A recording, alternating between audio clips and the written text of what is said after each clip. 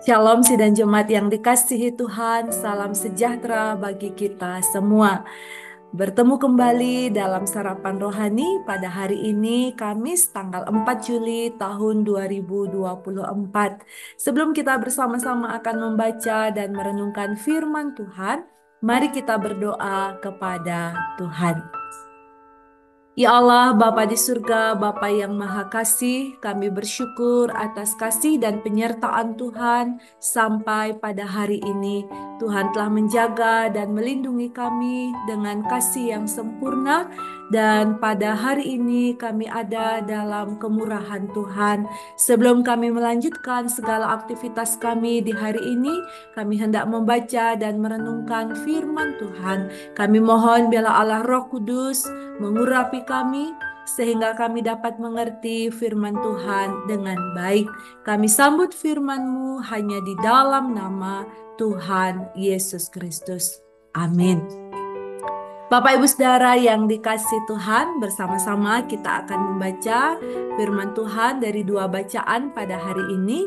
Yang pertama terdapat dalam kitab Mazmur pasal yang ke-41 ayat yang kedua, lalu Ibrani pasal yang ketiga ayat yang ke-16. Firman Tuhan bagi kita. Berbahagialah orang yang memperhatikan orang lemah, Tuhan akan meluputkan dia pada waktu celaka. Lalu yang kedua, janganlah kamu lupa berbuat baik dan memberi bantuan, sebab korban-korban yang demikianlah yang berkenan kepada Allah. Demikianlah firman Tuhan pada hari ini. Yang berbahagia adalah kita yang mendengar, juga melakukannya dalam hidup setiap hari.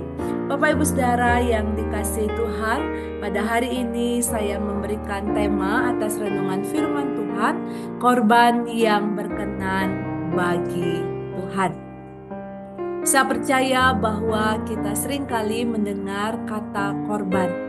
Korban, kalau kita bersama-sama membaca dan merenungkan dalam Alkitab, korban adalah tindakan mempersembahkan sesuatu kepada Tuhan sebagai bentuk penghormatan manusia atau umat kepada Tuhan, sebagai bentuk penyembahan, pengakuan dosa, dan ucapan syukur kepada Tuhan.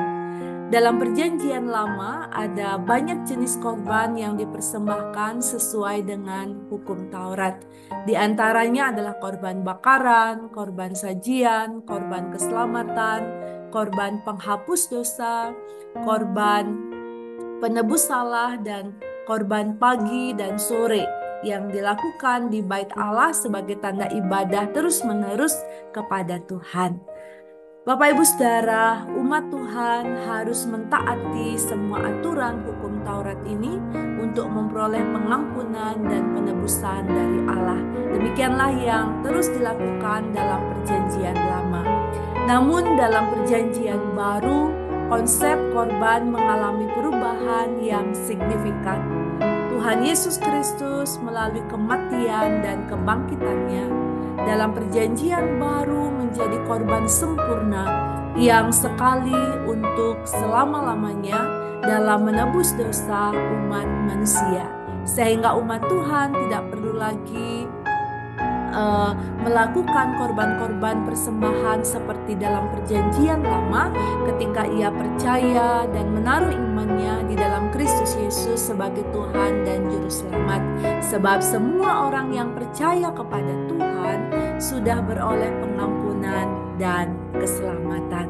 Namun pertanyaannya bagi kita adalah, benarkah orang yang sudah diselamatkan tidak perlu lagi melakukan korban di dalam kehidupannya mengikut Tuhan?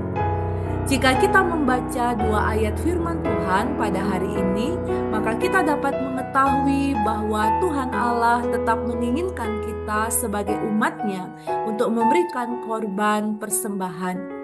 Namun korban persembahan yang diberikan haruslah korban yang berkenan kepada Allah. Bagaimanakah korban yang berkenan kepada Allah yang harus kita lakukan di dalam kehidupan kita? Yang pertama-tama belajar dari kitab Mazmur pasal 41 ayat 2 pada hari ini menyatakan bahwa korban yang berkenan kepada Allah adalah memperhatikan orang yang lemah. Bapak Ibu Saudara yang dikasihi Tuhan, orang yang lemah adalah mereka yang tidak berdaya, tidak memiliki kekuatan, tidak memiliki semangat, sedang menghadapi krisis yang hebat dalam hidupnya, mengalami diskriminasi, dan seseorang yang mudah goyah dalam imannya, bahkan juga orang-orang lainnya yang mengalami begitu banyak kelemahan-kelemahan di dalam hidupnya. Inilah orang-orang lemah yang harus ditolong, harus diperhatikan. Terhadap orang-orang yang lemah seperti ini, Tuhan memerintahkan kita supaya kita memperhatikan mereka di dalam kehidupan kita setiap hari. Lalu yang kedua, dalam kitab Ibrani pasal 13 ayat 16 menegaskan bahwa korban yang berkenan kepada Allah adalah berbuat baik dan memberi bantuan kepada sesama kita. Berbuat baik dan memberi bantuan kepada sesama yang dimaksud adalah menunjukkan pikiran-pikiran kita, tutur kata kita, dan tindakan-tindakan kita yang mau menolong semua orang tanpa membeda-bedakan keadaan mereka. Kita harus menolong mereka yang memerlukan bantuan daripada kita. Tidak hanya orang-orang yang mengasihi atau orang yang berbuat baik kepada kita saja yang harus kita tolong, melainkan mereka yang tidak pernah menolong kita pun harus kita bantu agar mereka merasakan kasih Tuhan dalam segala pergumulan yang mereka alami. Inilah korban yang berkenan kepada Tuhan. Jadi Bapak Ibu Saudara, melalui dua bacaan firman Tuhan pada hari ini kita diingatkan bahwa korban yang berkenan kepada Allah adalah kehidupan mengasihi sesama, karena kita telah terlebih dahulu menerima kasih Tuhan yang besar di dalam kehidupan kita. Dan kepada setiap kita yang mau memberikan korban kepada Tuhan, korban yang berkenan di hadapan Tuhan, maka ada sebuah jaminan Allah dalam kehidupan kita bahwa Ia akan menyertai dan melindungi kita dan melepaskan kita dari celaka. Ini artinya bahwa dalam pelayanan kita, Tuhan tidak akan membiarkan kita, Tuhan tidak akan membiarkan kita kekurangan, menghadapi berbagai pergumulan tanpa penyertaannya. Ia akan terus menyertai dan memberkati kehidupan kita ketika kita hidup di dalam menjadi berkat bagi orang lain sebagai korban yang berkenan kepada Tuhan. Oleh karena itu, Bapak Ibu Saudara, sekarang ini selama ada kesempatan bagi kita, marilah kita memberi korban yang berkenan kepada Tuhan dengan cara memperhatikan saudara-saudara kita yang lemah, dengan cara terus berbuat baik, tekun berbuat baik, dan memberi bantuan kepada sesama kita yang memerlukan pertolongan kita.